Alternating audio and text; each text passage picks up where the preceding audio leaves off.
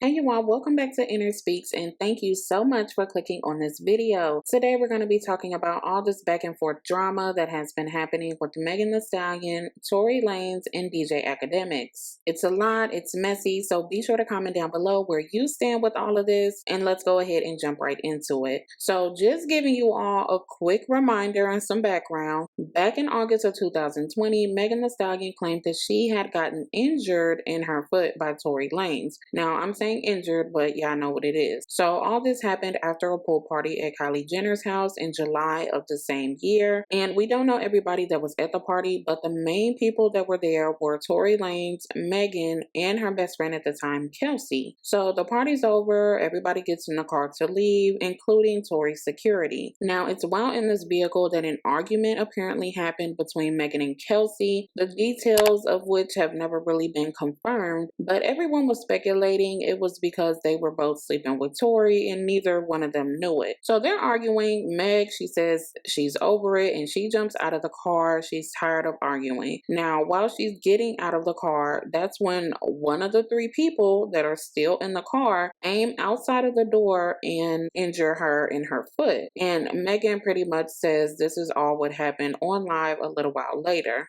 It's only 4 motherfuckers in the car. Me, you, my homegirl, and your security. Everybody in the car arguing. I'm in the front seat. This nigga in the back seat. I get out the car. I'm done arguing. I don't want to argue no more. I get out. I'm walking away. This nigga from out the back seat of the car started shooting me. You shot me.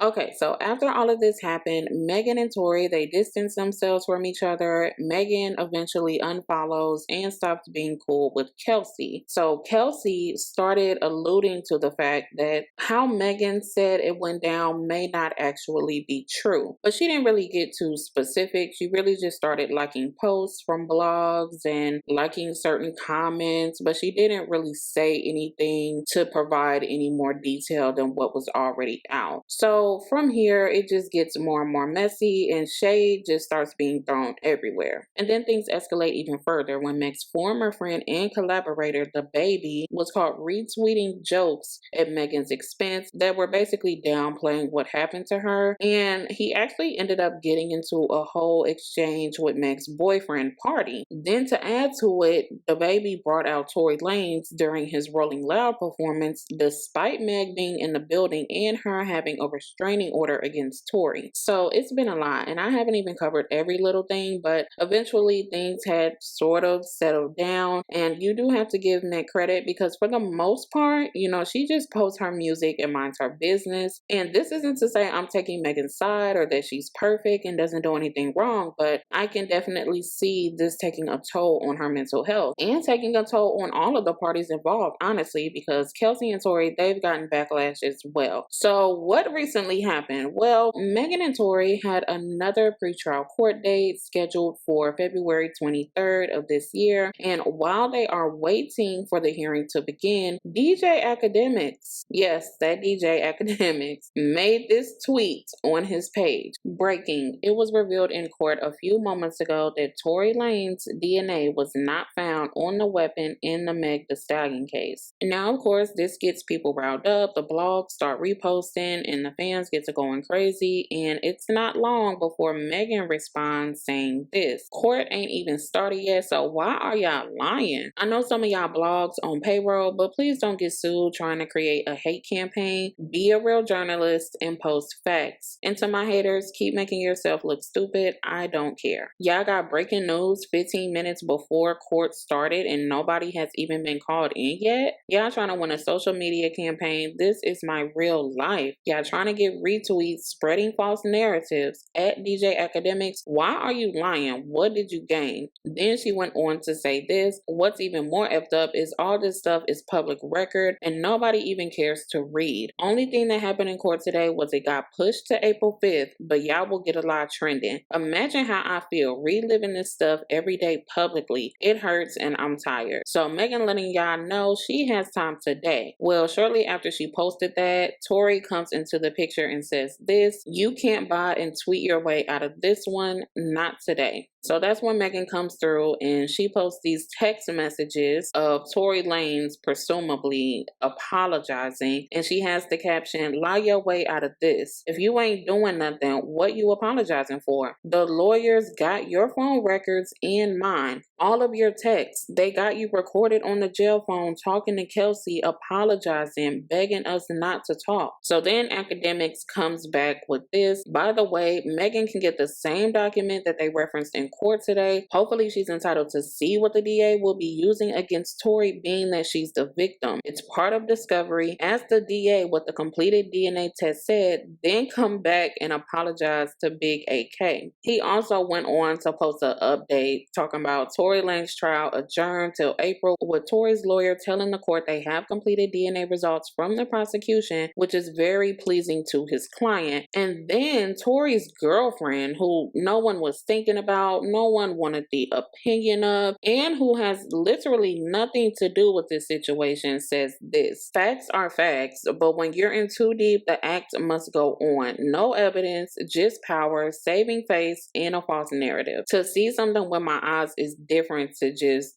deride." As if it already isn't messy enough, why are you inserting yourself into this situation? Like, okay, I get it. That's your man now, but for one, you were not even a thought to anybody when any of this occurred at all. And two, nobody has mentioned your name at all. So it's really giving, don't forget I'm the girlfriend and I'm still here. Not to mention your boyfriend would let her go on to openly acknowledge that he is a cheater and was sleeping with best friends at the same time. And this is who you're wanting to support in the midst of all of this. This is who you're sticking your neck out for. Now you have to wonder, how does this dude Akademiks have this exclusive information? I mean, of course, he's rubbed shoulders with a few celebrities here and there, and I'm sure he has some sources, but how would he specifically get this type of information before the hearing even begins? It just doesn't make sense to me, and clearly it didn't make sense to Megan either, because she went on to say this: AK, little boy, please, why would you post there was no DNA found, but now saying it's inconclusive? How are you specifically able to see documents before they come out in court? What you saying is his lawyer sharing evidence with bloggers? Got it. Take your big ass on somewhere. Now, after she says this,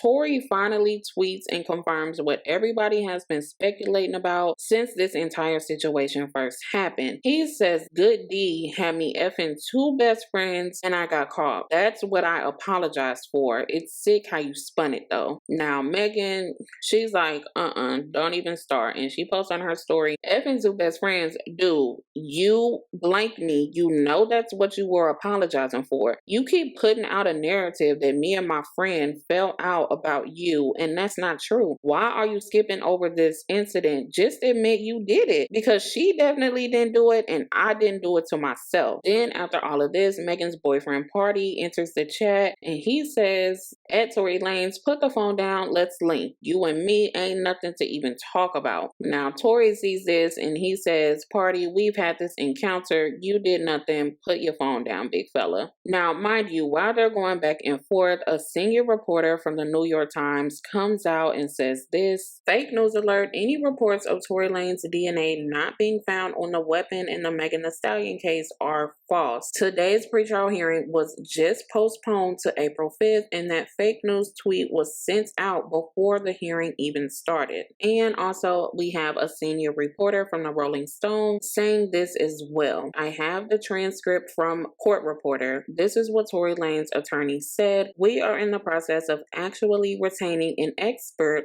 with respect to DNA. It is our hope that we will be able to review and confirm the LAPD's analysis, which from our standpoint was favorable." So what does this all mean? Well, if you're confused, I understand, because it is a lot to keep up with. But despite Akademiks reposting this and leading all these people to believe his original tweet was accurate, DJ Akademiks lied and he was wrong. And I don't care how you spin it or what side you're on with all of this, but he did lie, because his original tweet says that Tory Lanez DNA was not, and he used caps, okay, was not found on the weapon in the Meg Thee Stallion case. Meanwhile, we have two separate people, one of which he actually reposted as if agreeing with them, saying that according to Tory's attorney, they are still trying to obtain a DNA expert who can hopefully confirm the LAPD's analysis, which they consider to be favorable. That's the word of the day, favorable. So that doesn't mean that Tory's DNA is not on it at all. That's not what was said, and Akademiks should not have said that. People read this and automatically assumed, well, if it's favorable, that means nothing was found. They're trying to read between the lines. No, you cannot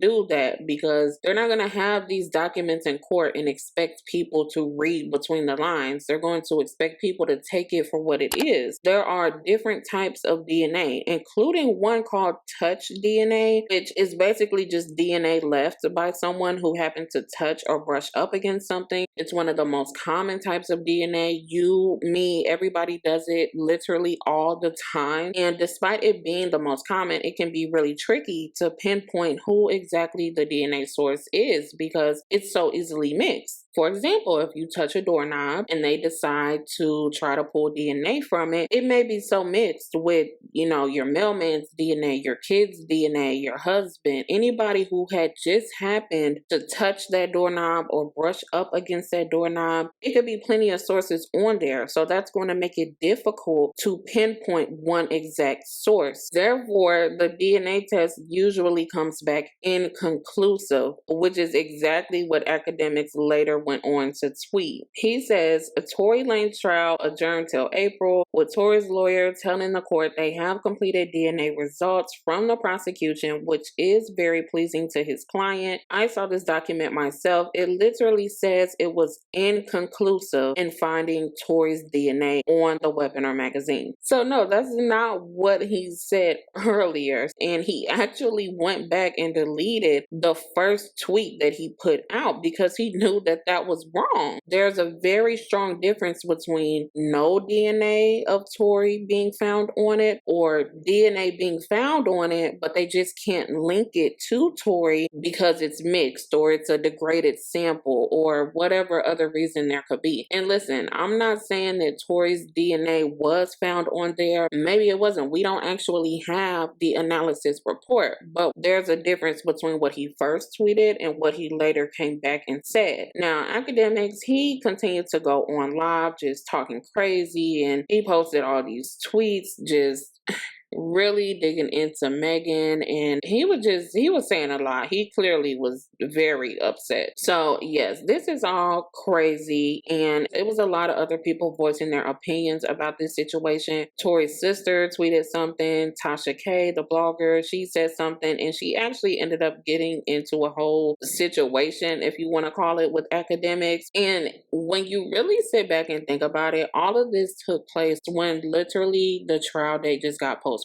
We would have never even heard about any of this. All of them going back and forth on the internet, DJ Akademiks getting all upset, going on live, trying to defend his case and talking all crazy. Nobody would have even had to do all of that had he not made his first tweet that he later went on to delete because it was inaccurate. And I feel for Megan, I really do, because regardless of what people think happened, Megan was hurt. She was injured. She posted the pictures with stitches in her foot, and people can debate about the severity of it or who actually did it, but at the end of the day, Megan was injured. Let's not forget that it was revealed last year in testimony from a detective on the case that he was told that Tory Lanez shouted "Dance Be Dance" as he fired at Megan's feet, injuring her so that she fell to the ground and then crawled to safety. This was posted on blogs as well, and people have just seemed to forget. And if we go back to those text messages that Megan had posted and her mentioning that there's a phone call of Tory calling Kelsey while in jail, this is very likely to be true, because during that same court date back on December 14th of 2021, the judge was played a phone call from Tory Lanez in jail to the woman who was there during the incident, this being Kelsey, apologizing apologizing for something he did while drunk. And apparently Tory did not like this because he yelled, "How you gonna tell me what I apologize for?" So Megan's claims are being substantiated in different sources. And again, this is not me picking sides. I'm just reminding you all because it's been a while and it seems that people have forgotten. And this is why Megan said that all of this can be looked up. It's public information, but because social media and the news and blogs have people in a chokehold, they just go off of what gets posted and they don't even feel it's necessary to go off anything else. And please, after you watch this video, if you have questions or if you disagree with anything I said, let me know down in the comments and feel free to look this stuff up and make your own opinion. But yes, Megan, she has had to defend herself and deal with people,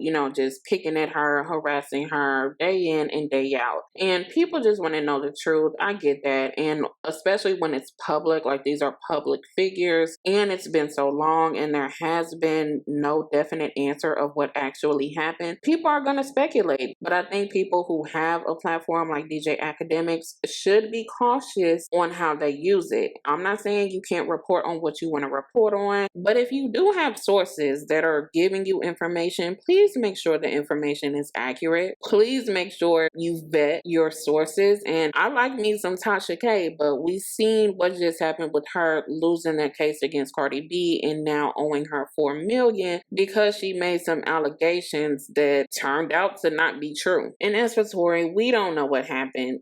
He's still saying that DJ Akademiks isn't lying, even though, again, he did delete his initial tweet. So I'm not sure why he would have deleted it if he felt like it was accurate. But Tory needs to also be careful. And I was a fan of Tory's, don't get me wrong. I think he's insanely talented. And if he is being accused falsely, I get him wanting to clear his name, as he should. Because like I mentioned earlier, he has gotten a lot of flack for this situation. He's been taken off Kehlani's album, off JoJo's album. His music really hasn't been promoted as much. And there have been some big artists who have turned their back on him. But it's just corny to me, the fact that you did date Megan. Y'all did have an intimate relationship. You did clearly express some remorse for what happened to her on some level. So to feed into this narrative of calling her a liar and just having these people troll and gaslight her, it's like, for what? I personally feel that Tory and all these other people picking sides should just relax and let the courts do their thing. I know it's been a couple of years, but this time frame isn't really that far off, especially since the courts were closed for an extended period of time. So this trial and these court dates constantly being pushed back is not evident of someone lying or justice being hindered. It just takes time. I'm hoping that Megan and Tory and their respective camps can relax, take a deep breath, and let this stuff play out in court because